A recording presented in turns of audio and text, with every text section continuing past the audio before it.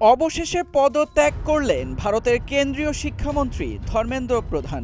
শনিবার দেশজুড়ে চলমান বিক্ষোভ এবং নিট প্রশ্নপত্র ফাঁসকাণ্ডে জবাবদিহির দাবির মুখে তিনি পদ ছাড়েন। রাজধানীর দিল্লির যন্তর মন্তরে আন্দোলনরত ককরোচ জনতা পার্টি এবং কেন্দ্রীয় সরকারের মধ্যে তৃতীয় দফার বৈঠকের মাঝেই পদত্যাগ করলেন ধর্মেন্দ্র প্রধান। আন্দোলনকারীরা শুরু থেকেই ধর্মেন্দ্র প্রধানের পদত্যাগকে তাদের প্রধান এবং অআলোচনাযোগ্য দাবি হিসেবে তুলে ধরেছিলেন।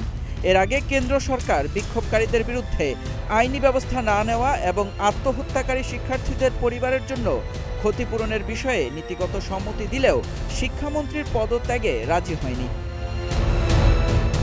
নিট প্রশ্নপত্র ফাঁস এবং পরীক্ষা ব্যবস্থায় অনিয়মের অভিযোগে কয়েক সপ্তাহ ধরে দেশজুড়ে আন্দোলন চলছে। আন্দোলনকারীরা পরীক্ষা ব্যবস্থার সংস্কার, দায়ীদের শাস্তি এবং শিক্ষামন্ত্রীর পদত্যাগের দাবি জানিয়ে আসছিলেন। ভারতীয় শিক্ষামন্ত্রীর পদত্যাগের ফলে আন্দোলনকারীদের অন্যতম প্রধান দাবি পূরণ হলেও পরীক্ষা ব্যবস্থার সংস্কার ও দায়ীদের বিরুদ্ধে কার্যকর ব্যবস্থা না নেওয়া পর্যন্ত তাদের আন্দোলন অব্যাহত থাকবে।